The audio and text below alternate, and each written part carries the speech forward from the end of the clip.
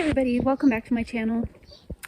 Something I really wanted to do this year is about once a month do a little garden tour, kind of help encourage myself that things are progressing. When you live in such a short growing season, zone 4 is what we are, sometimes things feel like they take forever to grow, and it takes forever to get warm enough to grow. And I've gotten quite a few things in the ground now, but not really a lot is coming up. So this garden tour is going to be relatively short, but it's still necessary so that in a month I can see how much progress has been made. So let's get started. So over here I have a plum tree. It's actually turned more into a plum bush. This is its 3rd year, and I'm really not sure what it's going to do because the original tree didn't live.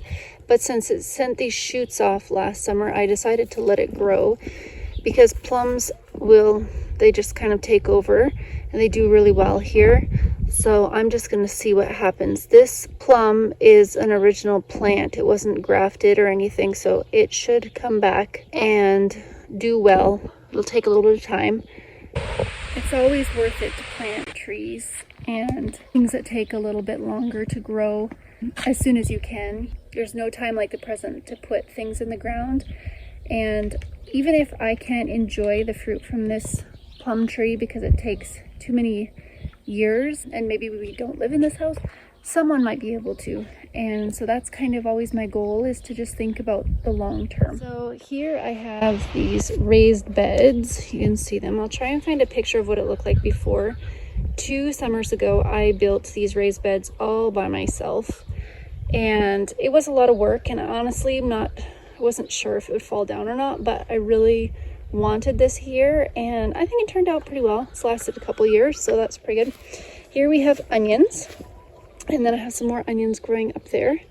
I planted, I think in total, close to 150 or 60 onions over here.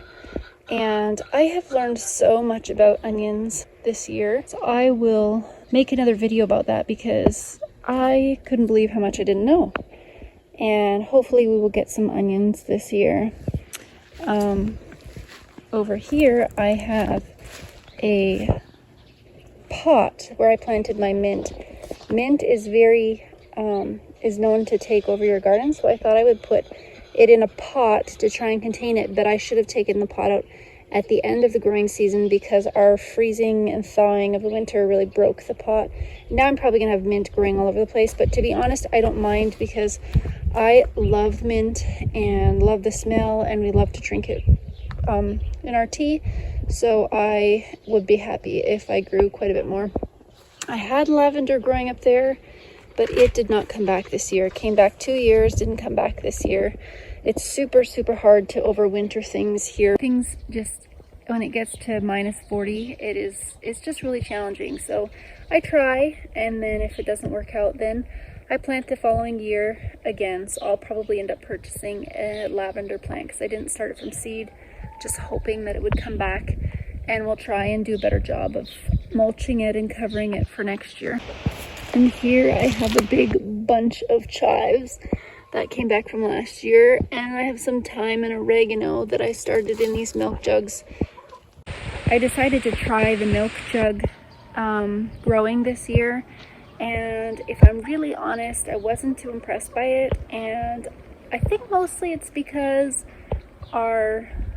we don't get enough snow, we don't get enough moisture, and there's so much freezing and thawing that I think the milk jug growing may not be for me.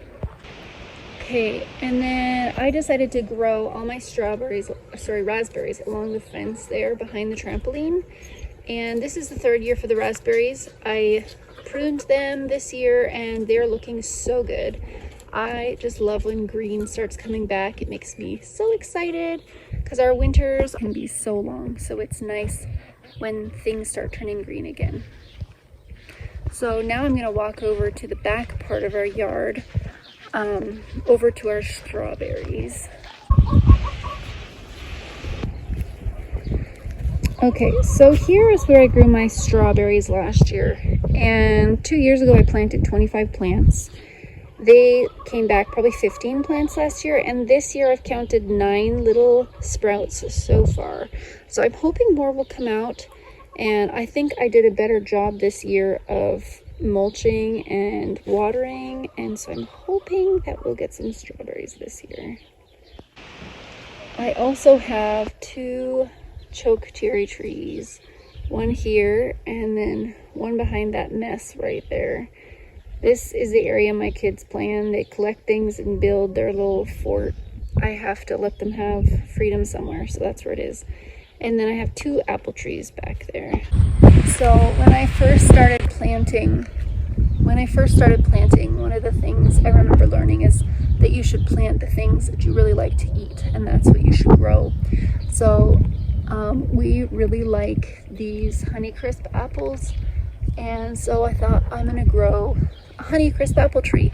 So here I have, this is a 3-year-old tree, so maybe this year we'll get some fruit on it. I'm not sure, we haven't yet. Back here I have another apple tree. This is called I've forgotten, a Liberty.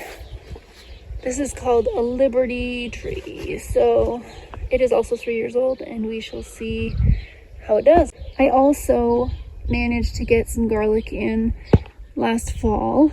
This is nowhere near enough to support our family for a year, but I'm really trying to learn how to grow garlic. It's looking fairly well for this time of year.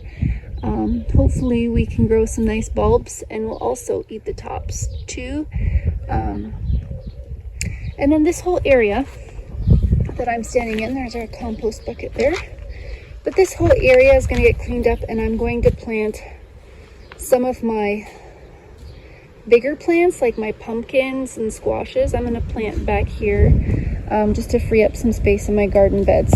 Now the wind is picking up, which is very normal for around here. We get such bad winds that sometimes it's very hard on plants too. It's hard to make videos. But one thing I like to try and do is write down everything that I plant and everything that I do in my garden. I have not always been very good at this, and it is so important, because I will plant something somewhere and then forget what it was, think it's a weed, and I have actually thought something was a weed and pulled it and then realized it wasn't, and that's so frustrating. So if I write down exactly what I grow where, can you see that there? Then it helps me a lot. And I also write down a plan for my garden and what I want to do when. It just really helps me know when to plant things, and I do it all ahead of time because life happens, and it's just really good to have that all in one place that I can just glance at and see what I'm supposed to do when. So over here I have 5 sort of raised beds. They're not really that high, but the last one I leave for the kids to play in until the very last second, because they really like to dig and see the tractor there. So it's not planted, but all the other garden beds are planted, either with something growing or seeds already. The green bags, I have potatoes, and I am doing a potato experiment, which I made a video on. I'll link that in the description box down below. But here I have all peas. My kids really like garden peas, so I'm hoping that I can get a good crop this year, and then maybe even do a second planting, but we'll see. Then over here I have beans in the back. I planted bush beans on the left here. This is bush beans, and then on this side is pole beans. And honestly, I think I wanted to plant all pole beans over here, but I did it sort of on accident, so we'll just see what happens. And then I've got some more onions growing here. I planted those a bit early, so they're looking a little rough because they had to go through some freezes, but maybe they'll be okay. And then I have some carrots and beets all growing in this area. Now, do you see how there's mulch down here? I'm gonna have to go in and move some of that because the wind just blows everything everywhere, and it got mulch here, and it's hard for those tiny baby carrots to come out of the ground. So we will have to take care of that. So over here I've planted some cauliflower and broccoli and cabbage. My plants kind of look all different sizes because my seed starts were very strange this year, and I planted some out and then got a freeze, so we had to start over. Anyways, it is what it is, so we're going to work on that. And then it looks like in the back there I have some kale and chard and radishes. I don't know how well you can see them coming up, but I'm also trying to grow quinoa this year. So I accidentally ordered some quinoa seeds.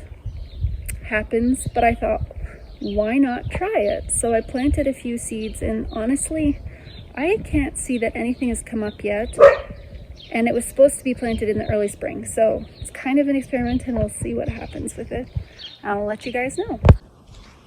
Okay, so this garden bed also has a few quinoa plants. Again, they're not coming up, so I'm not really sure. I might just plant something else back there. And then we have some radishes, some greens, some carrots, cucumbers, and I had a few extra cabbage plants here, but they weren't looking so happy, so I'm not sure what will happen to them. And then some greens over here. What I have realized over the last few years of gardening, and honestly long ago when I gardened, sometimes I think something's not going to make it and it's just as good as dead, and then it just takes over and it grows to be so huge. So I don't like writing things off until they're truly dead.